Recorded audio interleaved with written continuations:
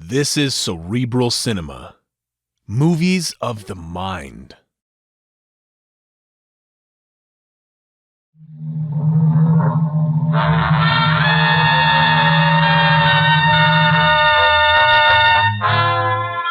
Dangerous Assignment. Transcribed, starring Brian Donlevy as Steve Mitchell.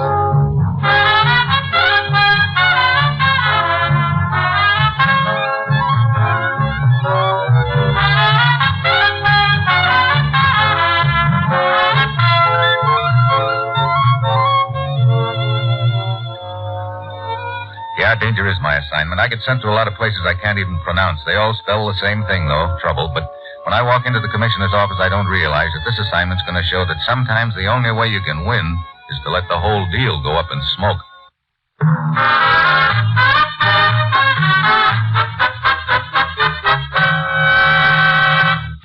Morning, Commissioner. You sent for me? Steve, do you know anything about High-Lie? Handball game Latin style, isn't it? Fast and furious and pretty rugged. Especially if you get conked with a ball. It'll kill you. Well, here's hoping you don't get conked, because you're going to attend the High-Lie games at one of the arenas in Havana tonight. And you're going to bet on the team of Danielle and Scobo. Are they good?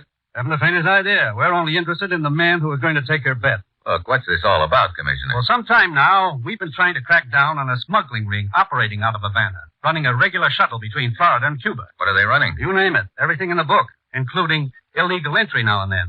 We finally got a lead on the organization, Steve, from someone working on the inside. That's the boy I'm to contact, the one who's going to take my bet? Right. He'll be at the Fronton Palace, window 3. You place your bet, and when you open your wallet, let him have a glance at your credentials. He'll take it from there. Get whatever information you can from him. Track down that organization and smash it. Well, that's it, Steve. You've got your assignment. Good luck.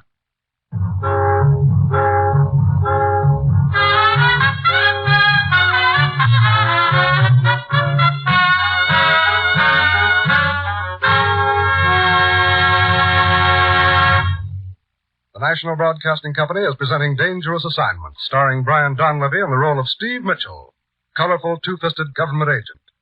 At all those places of the world where danger and intrigue walk hand in hand, there you will find Steve Mitchell on another Dangerous Assignment.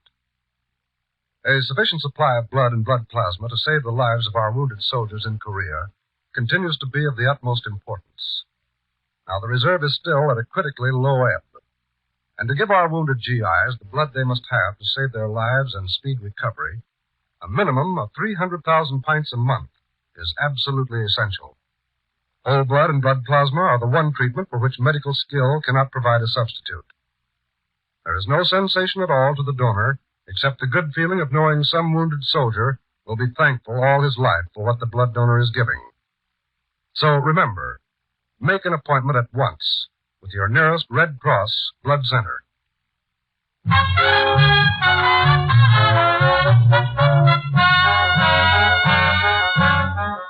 Sure, I've got my assignment. Get down to Havana, bet a couple of bucks on a team of highlight players, and hope it pays off with the information we need to nail a ring of smugglers operating between Cuba and the United States. It's late afternoon when my plane sets down in Havana. I check in at my hotel, and that night I wander over to the Fronton Palace, a large indoor arena used for highlight games. Their teams on the floor are going at it hot and heavy, and the crowd is building steam. I watch them for a while, and then I ease over to the window number 3 to place my bet. Si, senor. I'll put a 5-spot on Daniele and Scobo. Si. Got quite a crowd here tonight. Tonight and every night, senor. High-Lie is a very popular sport in Havana. Here you are. Thanks. Here's your 5. Gracias, senor. There is an alley in back of the building. I will be waiting in my car. Half an hour, senor Mitchell. I'll be there.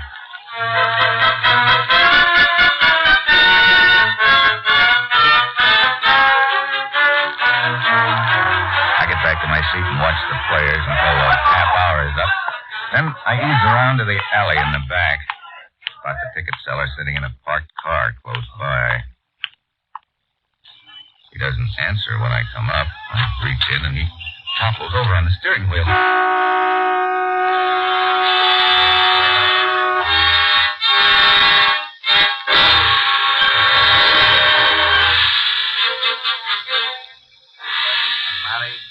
Worked at the Fronton for the past 2 years. Francisco Rodas, no police record. That's all we have on the dead man, huh, Lieutenant? Unfortunately, yes. You say he was involved with the smuggling ring, Senor Mitchell? So we were led to believe he was going to fill us in on it. Only somebody with a knife got to him first. Someone obviously from the organization.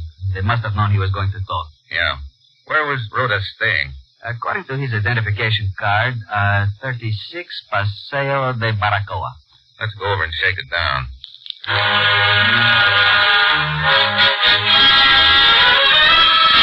The police lieutenant and I hustle over to the dead man's apartment, spend a good part of the night giving it a going over. Nothing. See, next morning he isn't alone when I walk into his office. This is Jose Diego, a dock worker. Senor? Hi. There was a story in the morning's paper of the murder back at the fronton last night, Senor Mitchell. Jose read about it and came straight to police headquarters. Oh? Jose, tell Senor Mitchell what you have just told me. Sí. Last night, senor, I was at the fronton to the games, you know. A little after 10 o'clock, I left the arena. I had promised my wife I would be home early.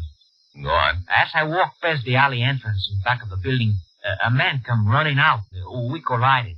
He continued to run, but as he passed under the street light, I see his face. You recognize him? Sí. It was Senor Carmody. Carmody. An American. He has lived in Havana a good many years. Sí, myself, I have never met him, but I have seen him many times, senor. He's well known here.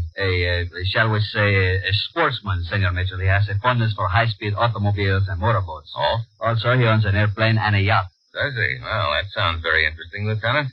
Yeah, very interesting. I suggest we pay a call on Senor Carmody. I second the motion. Oh, by the way, you mentioned you had placed a bet at the fronton on Daniel and Scobo. That's right. Don't tell me They that. lost.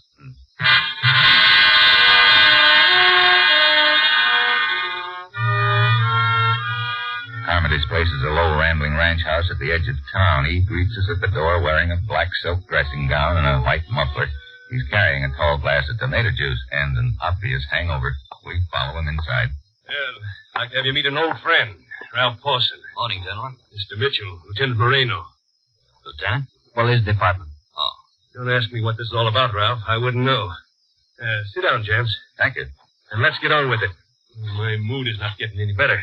I'd just like to ask you a few questions, Carmody. Sure. Where were you last night? Last night? Brother, a lot of places, Mitchell. So they tell me. Go anywhere near the Fronton Palace, say around 10 o'clock? The fronton? No, I don't think so. Look, what's this all about? Murder. Murder? A man named Francisco Rodas was murdered in the alley behind the building a few minutes after 10 o'clock.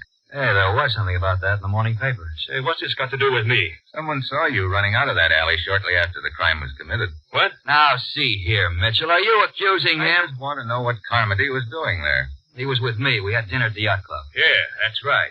Fill in the time. Well, we met at the club around 7. You can check with the waiters. They'll tell you. What time did you leave? Oh, around 10:30. Can I check that with the waiters, too? Oh, Pawson? Look, Wait a minute, Ralph. No need to stick your neck out on my account. What he says is true, Mitchell. We had dinner together at the club, but I left early. How early? A little before 9:30. Ralph had a phone call to make. I remember that much. Not too much more, I'm afraid. Have a rough night? Yeah. While I was waiting for Ralph, I spotted some friends at the bar. I went over, had another couple of drinks, and the next thing I knew, I was outside. Go on. Well, there's not much more to tell. I remember walking down the street, the Avenida Ruiz.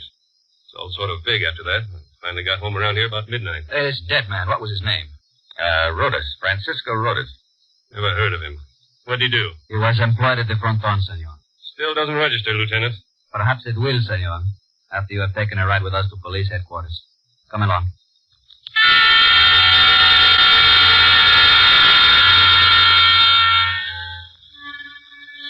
We take Carmody down to the brig. The witness, Jose Diego, positively identifies Carmody as the man he saw running away from the scene of the crime, and the local law books Carmody on suspicion of murder. A few minutes later, friend Pawson shows up with a lawyer in tow. The lawyer goes in to see Carmody, and Pawson tags after me as I walk out of police headquarters. I spend the next couple of hours with him as he fills me in on Carmody, and the rest of the afternoon checking on names and addresses he's given me. It all adds up to a big nothing. Late in the day, I wind up on the Avenida Ruiz near the yacht club. I've got a copy of the morning newspaper with me, Carmody's picture on the front page. I show it around, peddlers, shopkeepers, bartenders. No one remembers seeing Carmody last night until I run into a cab driver several blocks down the street. This one, senor. Oh, see, I remember him. Oh, boy. $10 American he gave me. You sure this is the man? Yes. could I forget $10? Where did you pick him up? Right here in this corner. What time? Oh, it was early, I think. How early? Just early. 9:30 or so? Si, it's possible 9:30. Where did you take him? To the Fronton Palace? Fronton? No, senor, no. I drive him to Sebastian's casino. It's on the other side of town. Oh.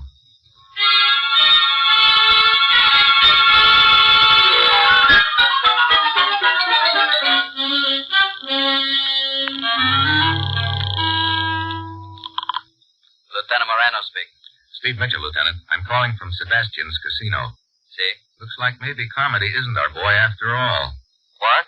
Half a dozen employees at the casino remember seeing him here last night, including a couple of house cops who bounced him out of the joint for creating a disturbance.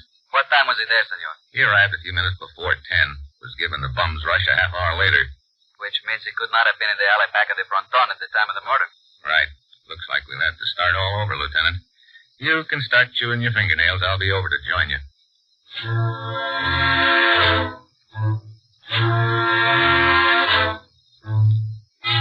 I hurry out of the casino, start down the narrow street, but I don't get very far. A car suddenly pulls away from the curb across the way. I duck, but not fast enough.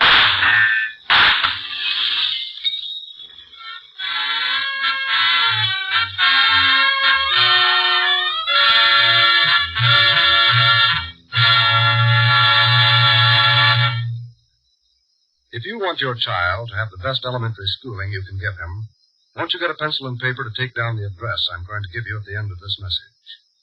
Unless we start preparing now, in a few years, our public schools will be as behind the times as the Little Red Schoolhouse.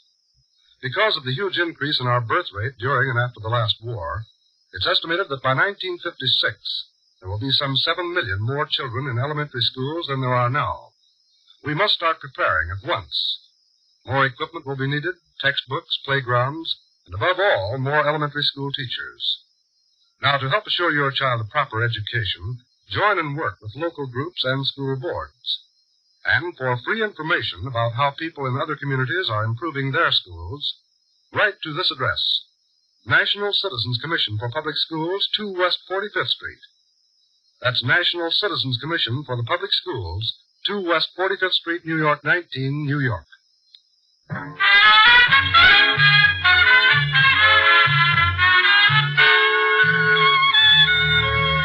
Now back to Dangerous Assignment and Brian Donlevy as Steve Mitchell.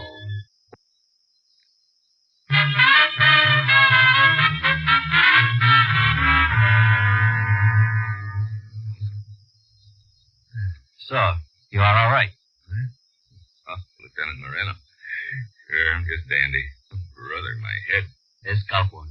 The doctor, as you say, has bandaged it. How'd they get here? A cab driver brought you in. What happened? I got shot at as I was leaving the casino. After you telephoned to me that Carmody was in the clear? Yeah, he must be. All of those witnesses there couldn't have lied. They all swore Carmody was there at the time of the murder. I think we ought to have another talk with our obliging little witness, Jose. Lieutenant Moreno, I swear to you I'm telling the truth. Look, how could you have seen Carmody in the alley behind the Fronton Palace when half a dozen people swear he was in the casino at the time? Well, how do I know how such a thing could be? All I know is it was. Lieutenant Moreno speaking. What? Very well, send her in. That will be all for the present, Diego. You will wait in the next room. See? What now? An American woman, a Senora Henderson, insists on seeing me. She says it has to do with the matter we are investigating. Oh? Come in. Lieutenant Moreno? Yes. May I present Senor Mitchell? How do you do? Mrs. Henderson? What can I do for you, Senora? I'll be brief. My name is Barbara Henderson. I'm from Miami.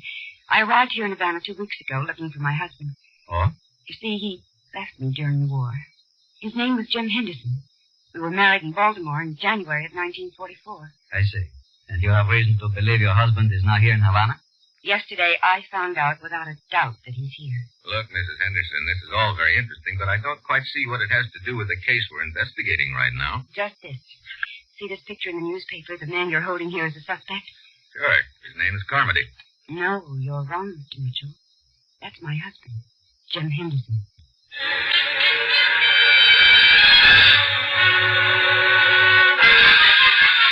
Lieutenant and I look at each other. All of a sudden, the whole case is busted wide open again. We have Carmody brought in from his cell. Mrs. Henderson promptly drapes herself on him. Jim.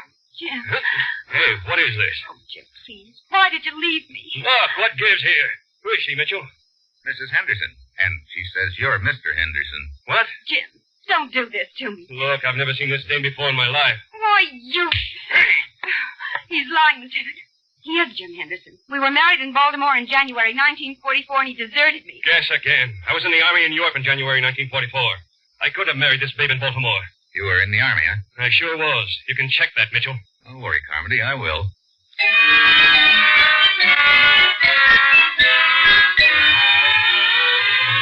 Mrs. Henderson gives us the name of her hotel and leaves. We send Carmody back to his cell, and I get off a cable to Washington about him. Then we send for Pawson, who promptly swears he was with Carmody in Europe during 1944. The three of us wait in Lieutenant Marino's office for a reply from Washington. Every time Pawson finishes a cigarette, he methodically rips open the paper, scatters the tobacco flakes in the ashtray, and crumples the paper into a tiny ball. Finally, Marino can't stand it anymore. Why do you do that? Nerves? That's Army, isn't it, Pawson? Yeah. If you ever had a police at camp yard, you'd know why, Marino. The tobacco flakes mingle with the dust, and the crumpled up paper is a lot less noticeable than a cigarette butt on the ground. Very sensible. Yeah, Carmody taught me that when we were in together. Hey, look, when are you guys going to lay off him? I told you we were in Europe together. How could he have married that woman? How could he have anything to do with any of this? Come in. Ah, the answer to your cable, Mitchell. Yeah. Well? Carmody was in Europe in January of 1944. Yeah, now are you satisfied? Yeah. Look, it's pretty obvious to me that this guy Henderson is the one you really want. Looks that way. Come on, Lieutenant. Let's check with Mrs. Henderson again. See if she can give us any further information on her husband.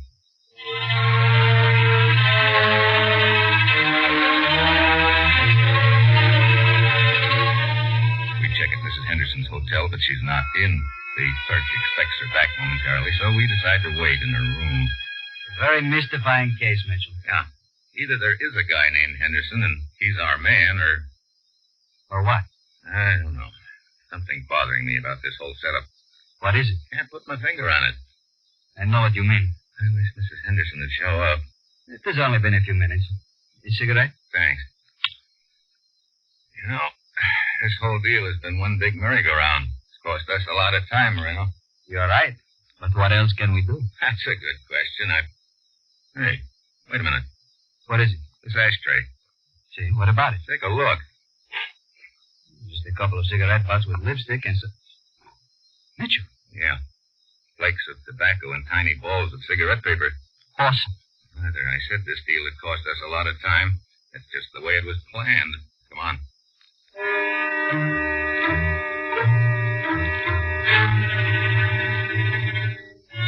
We head for Pawson's apartment. He's not there. We do a fast checkup on him and uncover a couple of very interesting facts, one of which sends us hightailing down to the waterfront.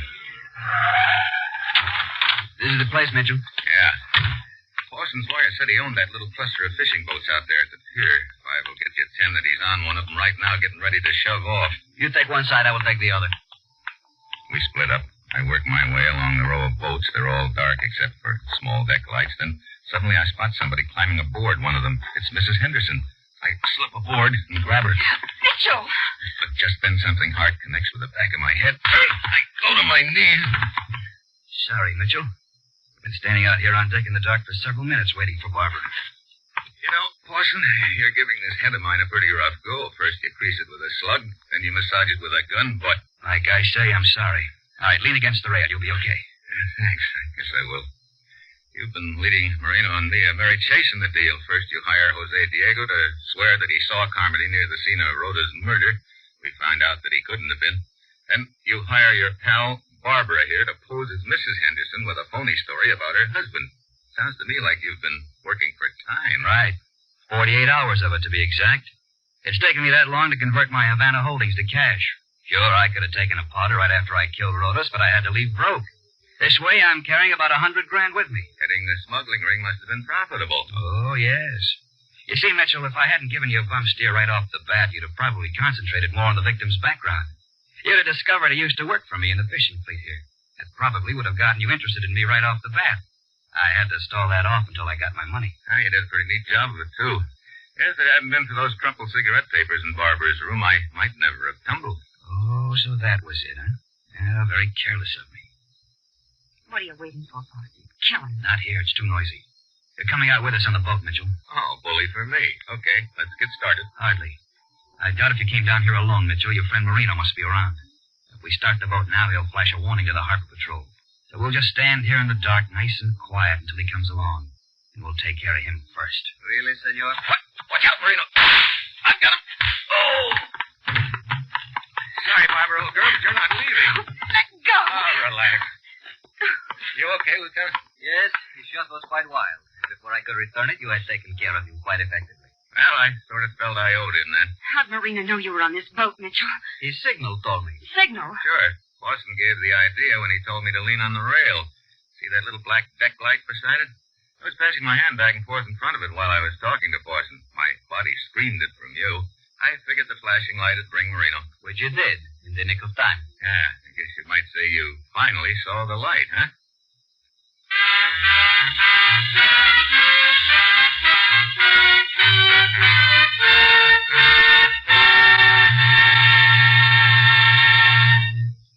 Our star, Brian Donlevy, will return in just a moment. What did you do for your country today? Stand guard at some lonely outpost? Stand watch on the cold, windswept bridge of a patrolling U.S. Navy destroyer?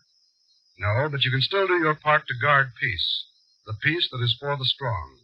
Make today your D-Day. Buy an extra bond for defense, and then keep buying them regularly. There's no safer, surer investment than with United States defense bonds. And you build security not only for yourself, but your country, too, when you buy defense bonds. They serve to combine America's economic strength with its military strength. And it's this combined strength that protects your town, your home, your right to work and prosper in peace. And remember, if you don't save regularly, you generally don't save at all. So join the payroll savings plan where you work, or sign up for the bond-a-month plan where you bank. Make today your D-Day. Buy defense bonds. Always remember, defense is your job, too.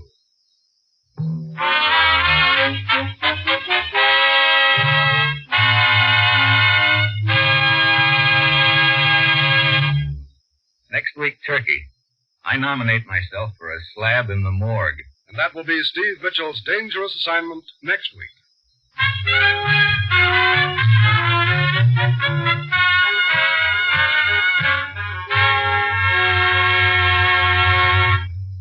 Included in tonight's cast were Harry Bartell, Tony Barrett, Nestor Paiva, Herb Ellis, and Kay Stewart. This is John Storm speaking.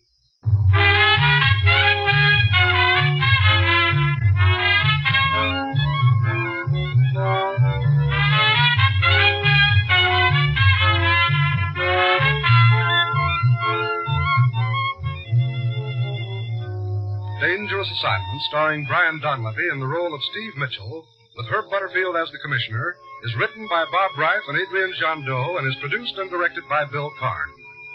Be with us again next week at this same time when Brian Donlevy, starring in the role of Steve Mitchell, will embark on another transcribed Dangerous Assignment.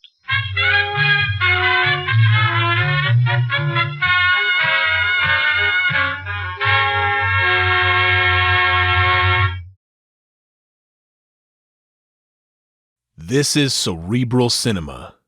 Movies of the mind.